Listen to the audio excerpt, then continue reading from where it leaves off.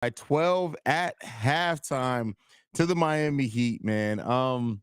Hey, listen, more of the same for the Chicago Bulls, right? That's the story for the Bulls. Things really don't change much when it comes to the Bulls, and we're seeing it stay the same as it stands right now in this game so far. Only one double-digit score for the Chicago Bulls, and that is Kobe White, the only player scoring in double digits for the Bulls. The Bulls shooting the ball not terribly, 50% so far from the game, 41% from 3-point range so far, but it's just not enough. Like the Bulls just aren't really executing well out there, and they've allowed players to get out to hot starts.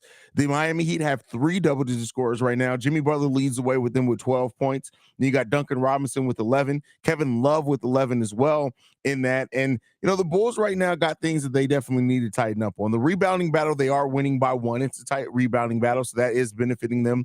Turnovers by the Chicago Bulls, tons of turnovers, 5 turnovers to only 2 for the Miami Heat. We're used to being on the other side of that. So that is something that's hurting the Bulls right now. The Miami Heat have 9 points off turnover to the Chicago Bulls only having 2.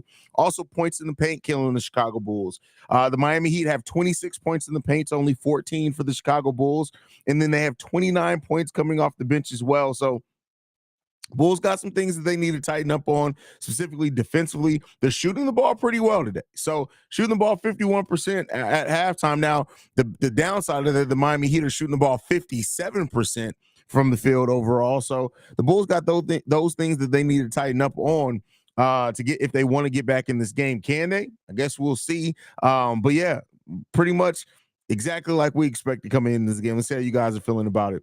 Miami Heat are known for giving up leads in the second half. Yes, they are, but listen, we are also known to suck. I'm sorry, but this is first half is 100% on Vooch. He's doing it awful. Sorry, awful all around. No, you can't blame anything on just one player. Now, Vooch is 3 for 7 from the field, 3 rebounds, and 8 points. But defensively, Vooch has been getting absolutely cooked. Shout out to having an aggressive Patrick Williams in this game so far as well. But it's just, listen, the Bulls defensively doesn't all come just down to Vooch. And when you're getting that amount of points in the paint, specifically from players that are perimeter players, it's more than just Vooch that's the problem out there. But I feel you, Matthew. Love the way Patrick Williams is playing, but I don't think the dunk attempt should have been a foul. I agree with that one. Definitely agree with you on that. BKR Sports says first half from Vooch was awful, so lazy. Listen, like I said, I Vooch has been playing bad. I'm not putting them losing right now completely on him, but Vooch has been playing like shit. Jack Collins says, I like to see P. Will playing hard. Question for you. Could Zach LaVine being traded be what P. Will needed to flip the switch? Time will tell, but interesting thought. Listen, to me, we say all these things every season with P. Will. Get him more shots, get him more this, put him on the bench, let him lead the bench, to be the scorer off the bench. At the end of the day, it just comes down to P. Will's mentality. That's what it comes down to.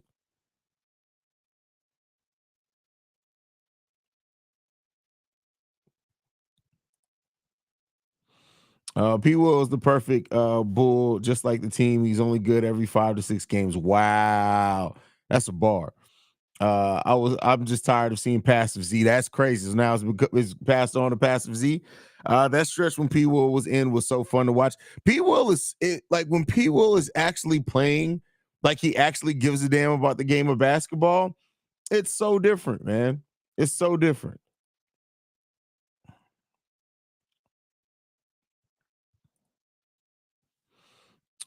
Kick Me Down says, I think P. Will misses dunks a little too many times, not because of fouls, just because he measures it wrong. Listen, that's why he should be aggressive more often. Zach looks like he's playing for his teammates, the game, and not the organization. I can't be mad at him. He's playing D and making pretty good passes, even if they were unnecessary. Yeah, I mean, listen, he's not shooting the ball a lot, but outside of that, he's I like what Zach's doing out there. 3 assists from Zach LaVine today. He is initiating the offense a little bit more than normal as well. So those things definitely help Zach LaVine. And, do we want to see more aggressive Zach just go out there and kill it? Yeah, but I mean, listen, you're playing against some pretty solid perimeter defenders on them there. Bulls Daily says, if we I know we're gonna lose. I just want to see how bad Billy get out coached by a coach he just played day before yesterday. That's one thing I said coming into this game too. Eric Spoelstra is gonna have something different in store.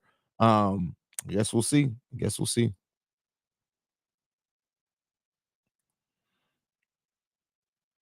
Passive P is old. How about passive Z? That is hilarious. That's funny.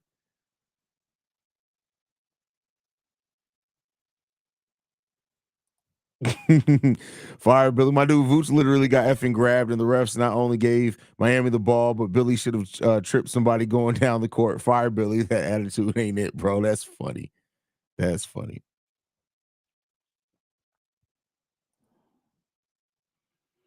Why isn't Patrick Williams aggressive at the free throw line? He got pushed out the way by Caleb Martin. I mean, Patrick Williams isn't aggressive generally in life. So it's like that. Why? Because that's who he is. That's who he is as a person.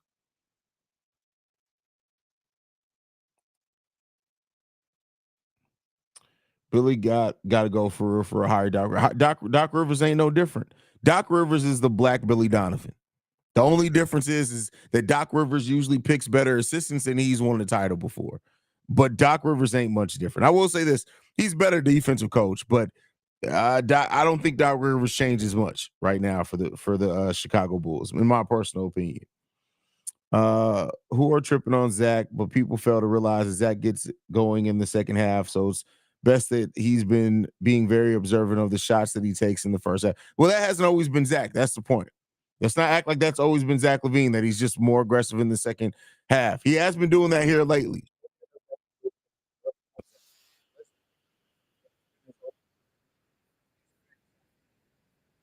Games. Because this just hasn't always been the case.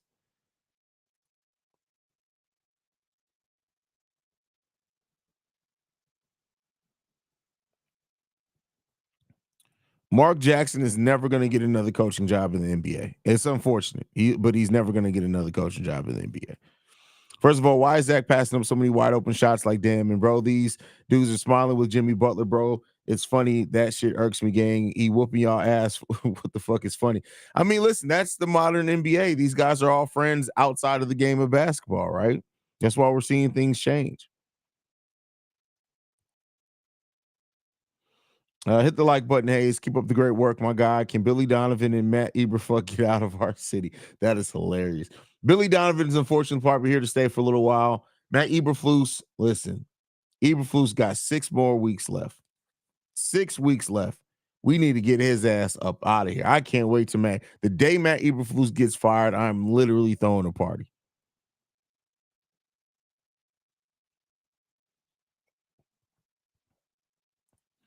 Prodigy says, Hayes, keep doing your stuff. Stay healthy. Greetings from Germany. Shout out to you. Prodigy, where do you live in Germany? I grew up in Mannheim. So where do you live in Germany?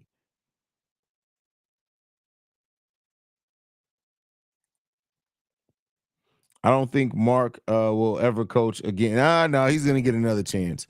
Um, you talking about Matt Eberflus? He's gonna get. Oh, you talking about? Yeah, Mark ain't never. Yeah, he's never gonna get a chance again. Mark Jackson is done. Like Mark Jackson is done. They are literally blackballing that man from the league, and it's crazy because like Mark Jackson helps start a dynasty. He helped start what the Golden State Warriors ended up becoming.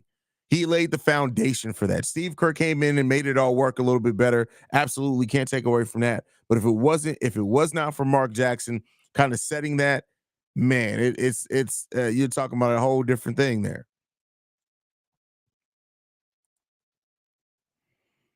Really want to see Carter get going in the second half. He can drop 4 to 5 threes easy and change the game. I mean, we've seen him do things like that before, right? Change the game with his 3 point shooting once he gets in rhythm.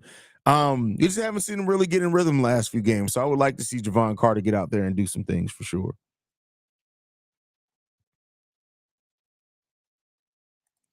Hayes, do you think Zach has checked out? To a degree, I think it's kind of overstated by some, but to a degree, I don't know if checked out maybe is the right word for it. Maybe it's the frustrations getting the better of him. Maybe is a better way to word it. But there's definitely something there to Zach being different. It's definitely something there.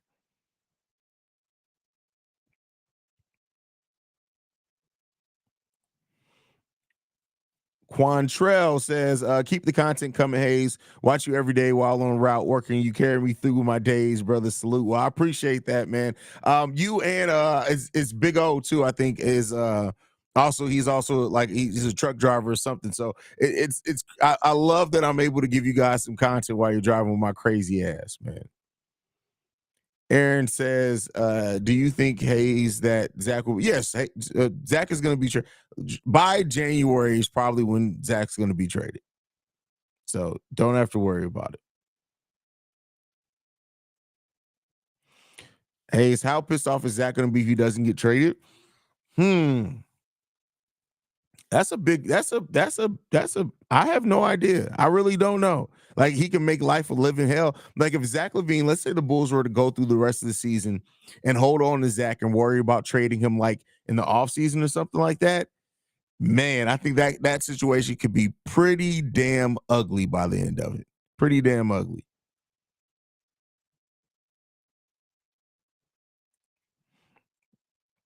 Cindy said it's sad that Zach has talked about being a Chicago Bull and his commitment to the team. He all of a sudden requests a trade. I wonder what changed. Listen, like I said before, I said this on the pregame show.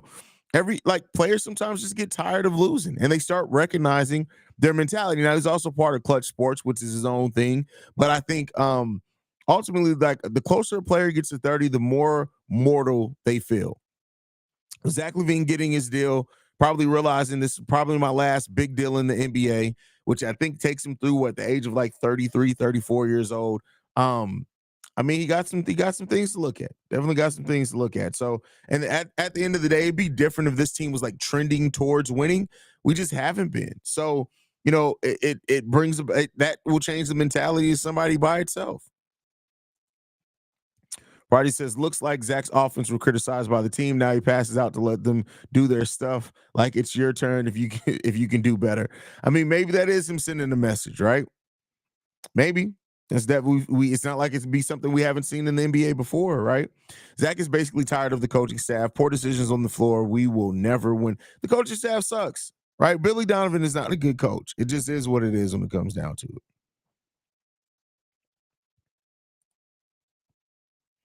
The only reason Zach is looking more involved is because someone talked to his ass and told him he can't throw games and stuff, his stats to get traded sooner. Well, I mean, hopefully, like whatever is happening with the trade scenario, you have to understand that trade ain't coming anytime soon, right? It's going to be at least a month. How would you fix the starting lineup with the team, with or without Zach Levine, if traded or not? Plus, from the starters needs to change with sacrifice coming off the bench like Westbrook. I mean, listen, if I was the coach, right, regardless, all things even, I'd probably bring DeMar DeRozan off the bench. That doesn't mean he's still not going to probably play the same amount of minutes, but just to break up some things. So that'd be my personal opinion on it. But again, that's not going to happen. You're not going to bench a player like DeMar DeRozan and what he's meant for this team, especially with what Zach's been doing. It is what it is, man.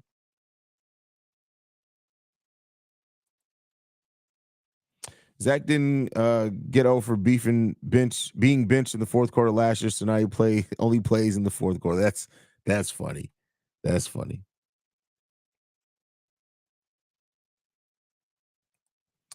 If it were last year, would you have traded Zach for Jordan Poole? No, go back and look at my live streams back then. I've never been a Jordan Poole guy. Never. I always thought Jordan Poole benefited from, of course, that team and the gravity that those players have, but I've never been a Jordan Poole guy. Never.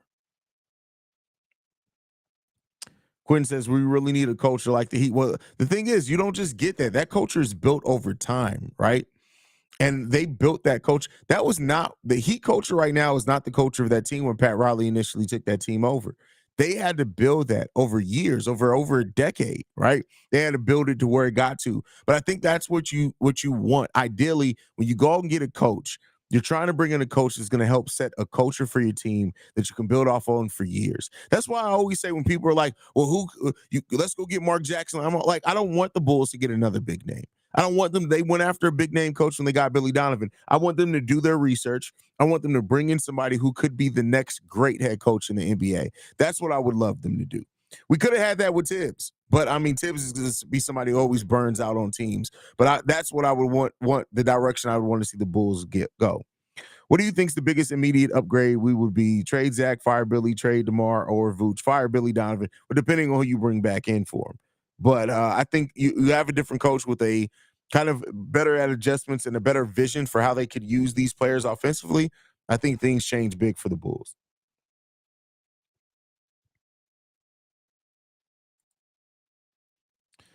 Hayes, can you do the next locked on opening in Germany a death and throw Pat off? You know what? I've never thought about that.